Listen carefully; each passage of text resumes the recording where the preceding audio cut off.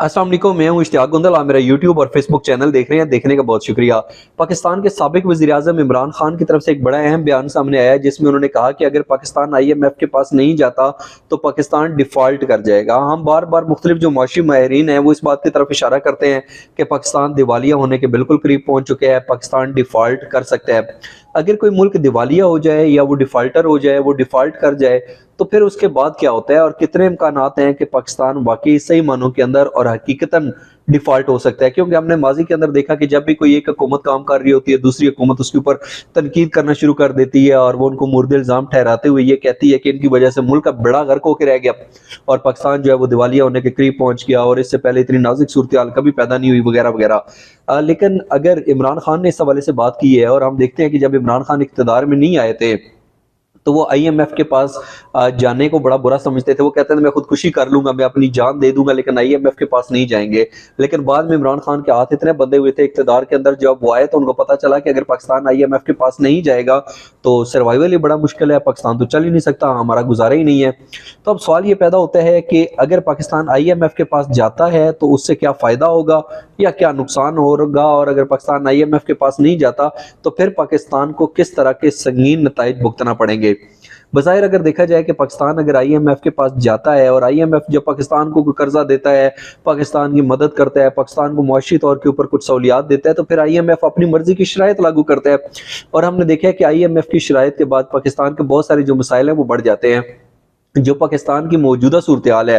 लोगों के पास 2 वक़्त की रोटी खाने के लिए नहीं है, लोग भूख के हाथों मजबूर होकर खुदकुशी, खुदसोजियाँ करने के ऊपर मजबूर हैं और लोगों के हालात इतने ख़राब हैं कि अगर किसी ने किसी से 20-25 हज़ार रुपए का कर्जा लिया है, वो भी उसको वापस नहीं कर पाता। और फिर सुबह सोशल मीडिया के ऊपर एक पोस्ट वायरल होती है कि बच्चे 2 दिन से भूखे थे, वाइफ जो है वो रोटी का मुतालबा करती थी और वो जो मर्द था उसके पास इतने पैसे भी नहीं थे कि वो जो कर्ज लिया हुआ था उसने उसको वापस करता, तो तंग आकर उसने अपनी जान जो होती है वही ले लेता है और खुदसोजी कर लेता है। एक तरफ तो ये हालात हों और दूसरी तरफ कहा जाए कि पाकिस्तान के पास कोई ऑप्शन ही नहीं है कि आप IMF के पास ना जाएं। अगर पाकिस्तान अभी इस सूरत हाल के अंदर IMF के पास नहीं जाता तो फिर यकीनी तौर के ऊपर इसके नतीजे तो बड़े खतरनाक साबित हो सकते हैं। उस पर फिर बात करते हैं क्या हो सकते हैं। लेकिन अगर पाकिस्तान IMF के पास चला जाता है, जैसे इमरान खान ने कहा है कि पाकिस्तान को IMF के पास जाना पड़ेगा, अगर पाकिस्तान IMF के पास जाता है तो क्या फिर सब अच्छा हो जाएगा? फिर कोई नुकसान वाली बात नहीं है। तो इस हवाले से एक बड़ी अफसोसनाक खबर यह है कि अगर पाकिस्तान इस सूरत हाल के अंदर IMF के पास चला जाता है तो फिर पाकिस्तान के अंदर महंगाई की एक नई लहर आएगी। पहले जहाँ पे लोगों के पास रोजगार के मौके नहीं है, लोगों के पास जो है वो 2 वक़्त की जो है बाइज़्ज़त तरीके से रोटी कमाने के लिए भी पैसे नहीं है। बहुत सारा तबका पाकिस्तानियों की एक बहुत बड़ी तादाद है जो 2 वक़्त की रोटी से महरूम है। और अगर ऐसे में पाकिस्तान IMF के पास जाता है और एक नई महंगाई की लहर आती है तो उसके बाद यकीनी तौर के ऊपर किस तरह के मसाइल पैदा होंगे ये आप बखूबी जानते हैं। और अगर पाकिस्तान IMF के पास नहीं जाता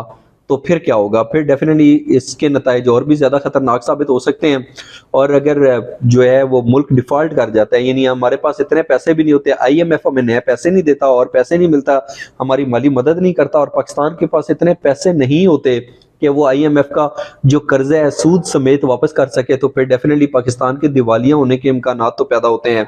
और अगर कोई मुल्क दिवालिया हो जाता है तो फिर क्या होता है? फिर एक तो जो उस मुल्क का जो मकरूज होता है वो डेफिनेटली अगर उसने कर्जे लिए होते हैं वो उसको वापस नहीं कर पाता तो वो मकरूज हो जाता है। और उसके बाद ये होता है कि जो मुल्की असासे होते हैं वो बाहर के ममालिक को बहुत सस्ते दामों में बेच दिए जाते हैं। यानी पाकिस्तान के जो चीज़ें होंगी, पाकिस्तान के जो कौमी असासे होंगे, जो मुल्की असासे होंगे, वो किसी और के पास जो है वो बेचने पर पाकिस्तान को मजबूर कर दिया जाएगा। और इसके साथ साथ अगर हम बात करें कि कोई भी जो मुल्क है वो दिवालिया होता कैसे है, तो इस हवाले से ये कहा जाता है कि जो मुल्की ज़र मुबादला के ज़खायर होते हैं वो कम होना शुरू हो जाते हैं और जब वो कम होना शुरू हो जाए तो इसका मतलब ये होता है कि वो जो मुल्क है वो डिफ़ॉल्ट की जानिब बढ़ रहा है, यानी वो दिवालिया होने की जानिब बढ़ रहा है। तो फिर सवाल ये पैदा होता है कि अगर इमरान खान ने ये बयान दिया है तो किस बुनियाद पर उन्होंने ये बयान दिया है? क्या ये सिर्फ सियासी पॉइंट स्कोरिंग के लिए बयान दिया गया या फिर ये जो बयान दिया गया इसके अंदर वाकई कोई हकीकत है? तो मैं अभी थोड़ी देर पहले जब मैंने व्लॉग करना था, मैं कुछ रिसर्च कर रहा था, मैं कुछ स्टडी कर रहा था, तो उसमें जो मुझे पता चला वो बड़े भयानक किस्म के आदाद-ओ-शुमार हैं। उसमें ये है कि मार्च गलबन 15 मार्च 2018 की एक स्टोरी है जिसमें कहा गया कि जो पाकिस्तान के मुल्की ज़खायर हैं, जो मुल्की ज़र मुबादला है वो कम होकर 12.8 अरब डॉलर रह गया है। ये मैं आपको बता रहा हूँ 2018 का। अभी अगर 2022 की बात करें तो उसमें कहा जा रहा है कि वो कम होकर तकरीबन 7 अरब जो है वो रह गए हैं, टोटल जो रह गए हैं 7 अरब डॉलर से भी बल्कि कम रह गए हैं। तो अब देखें 4 साल पहले अगर जो है वो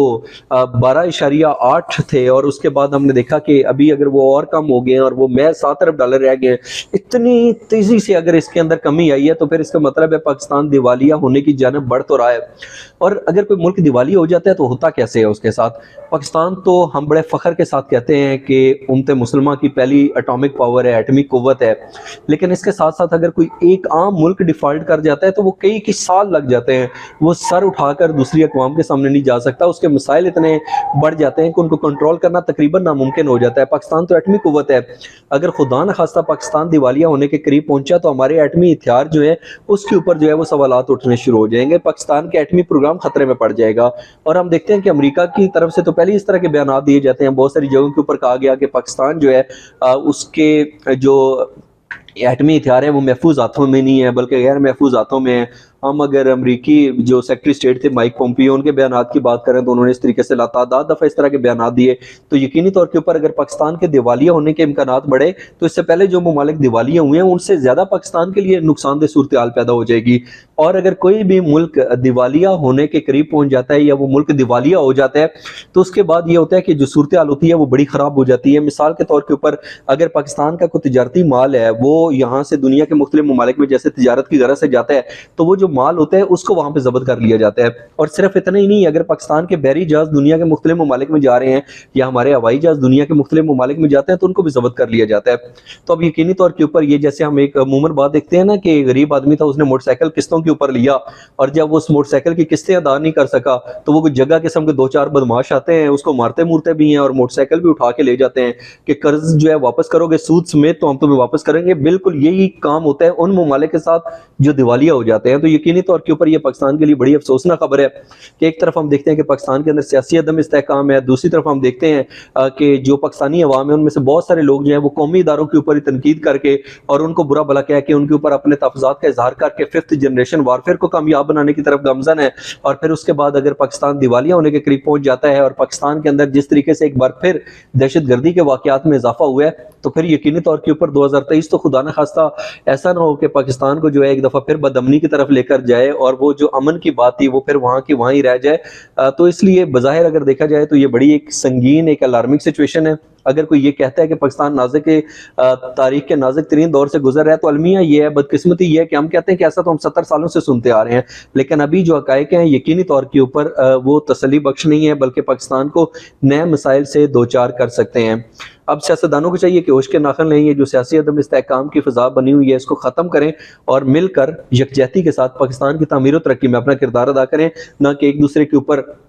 तनकीद करते हुए नजर आए, एक दूसरे के गिरबान पकड़े, एक दूसरे को चोर डाकू लुटेरा गुंडा माफिया बदमाश जैसे जो है गलीज किस्म के अल्फाज का इस्तेमाल करके एक दूसरे के ऊपर तनकीद करें। अब देखना यह है कि 2023 के अंदर पाकिस्तान और 2023 के बाद वाला पाकिस्तान कैसा होगा। आज का व्लॉग देखने का बहुत शुक्रिया। जाने से पहले इस चैनल को सब्सक्राइब जरूर कीजिएगा। अपना बहुत सा ख्याल रखिए। अल्लाह हाफ़िज़।